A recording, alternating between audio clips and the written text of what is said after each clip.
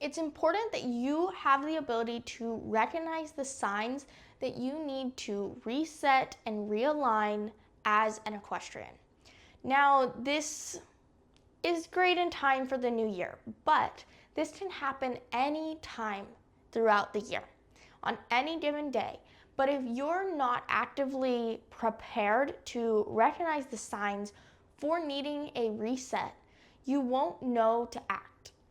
Because as we approach the new year, the entire world is going, hey, what are you doing for the new year? What are your New Year's resolutions? How are you resetting? New year, new you, who is that? But what happens in May when we're just going about our lives, we're halfway through the year, and something begins to feel off? But you don't really know what it is. You think it's just, oh, the weather's changing. Oh, I've been tired. Whatever. The list goes on and on. Well, if you don't know to recognize that this is a sign that you need to reset as an equestrian, you'll stay where you are. You'll stay stuck, frustrated, misaligned, unmotivated, and uninspired. So I think these are key feelings for when equestrians need to reset. And it's when they just don't, it doesn't feel the same. It doesn't feel exciting to be an equestrian. And not to say that every day needs to feel exciting, but it's this idea that you just feel like you're dragging through it. You feel like something's not working and you're hitting a wall, and it's just like you're dragging along chains behind you of just not being able to enjoy this life that you've worked so hard to live.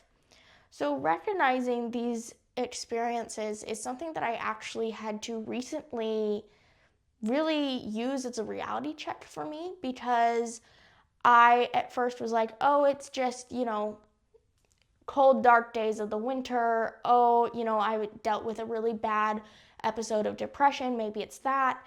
And I just realized, I was like, no, at a core, the way I'm spending my equestrian life isn't working right now. I'm frustrated. My horse is frustrated. We're just not vibing. We aren't connecting in the way that we used to. And this was a really hard reality check for me. And because I always want to be so aware, it was one of those moments where I was like, wow, when did I get so disconnected? And I don't think it was that I was ever disconnected. I think it was just I didn't recognize the gradual progression that my equestrian life was taking to needing a big change. And so I really looked at my lifestyle and what I'm trying to build in terms of career and a personal life, and then what my horse is dealing with and his chronic health issues, what he's going to need in the future. And I realized that although what we're doing now is working, it's not going to work for much longer. And I don't know when that day is going to come when it just doesn't work.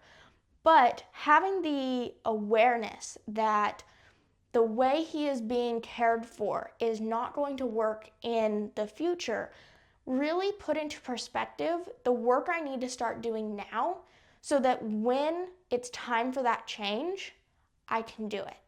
It's not a, oh shit moment, something needs to change and now I'm scrambling. I want to be able to move to this change with a lot of intentionality and awareness of what we'll need. So I'm going to tell you all of the things. He currently is kept in a stall at night. He gets breakfast, and then around 10 a.m., like when he's done with his breakfast, we turn out horses.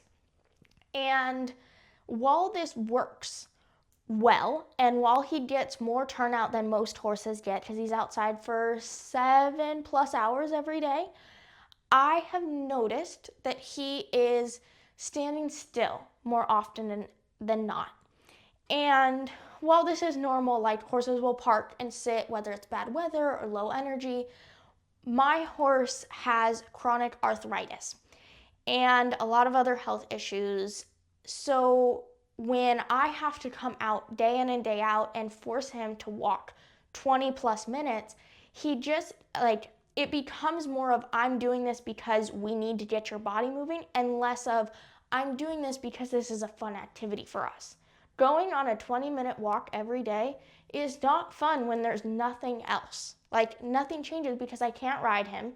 He is not at a point anymore where lunging him is a good idea. Like, trot canter work isn't really a great idea for him just because of how he's progressed. And it really made me come to terms with what worked before, when walking every day was fun, it was new, it was novel, doesn't work now because I want to do like desensitizing activities with him or fun little obstacle courses. And while I could do that, it's not something like he has to do the more walking. And so it's just such this big issue.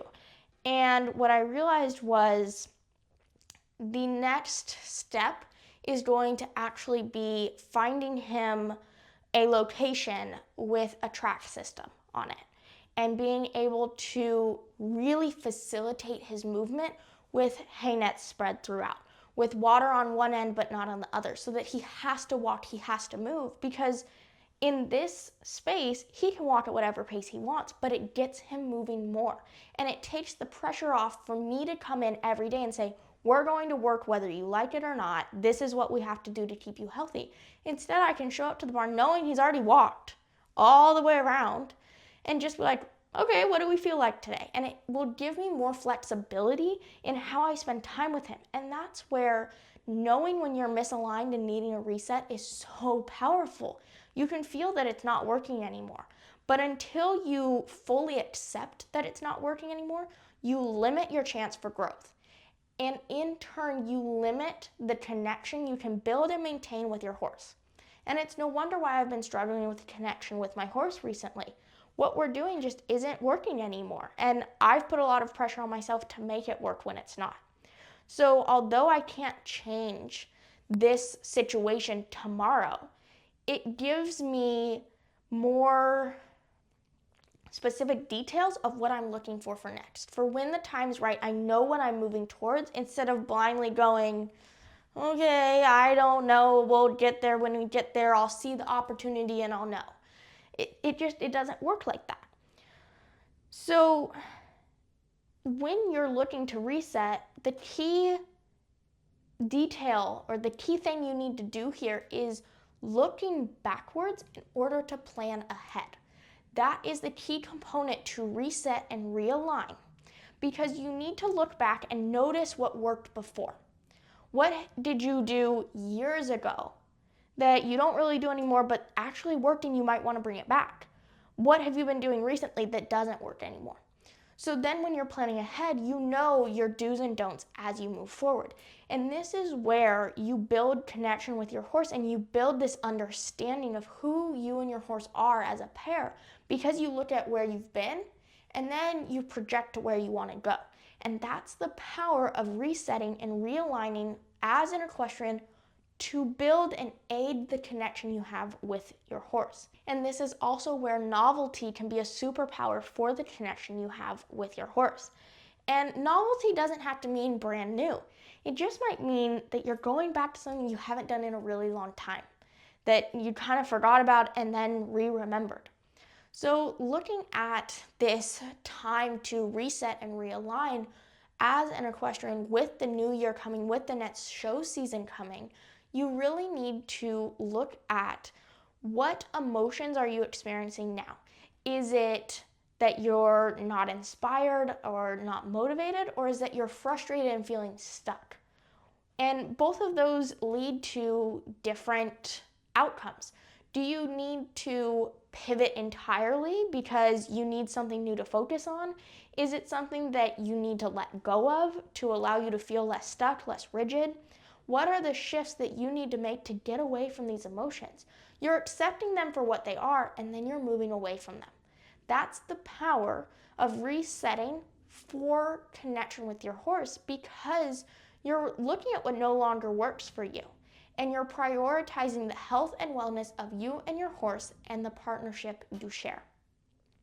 If you're looking for more, visit callebautyoga.com and subscribe to our email list.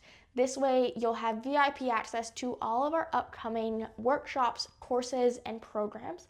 Hint, there will be one on January 24th, and it will be very limited in numbers that can apply and then that can actually go to the event. So if you want your VIP access for this event, all about building a connection with your horse in 3 steps, get on that subscriber list today. If you're looking for more from Callebaut Yoga beyond the podcast, you can hop over to Instagram. There I share little snippets from the podcast as well as other little things of what I'm going through, what I do in my day-to-day, little epiphanies that I have. And I think it's a really great place that we can connect more than just me talking at a camera, but knowing I'm talking to you. So thank you for watching, and I hope you have a great rest of your day, night, or whenever you're listening.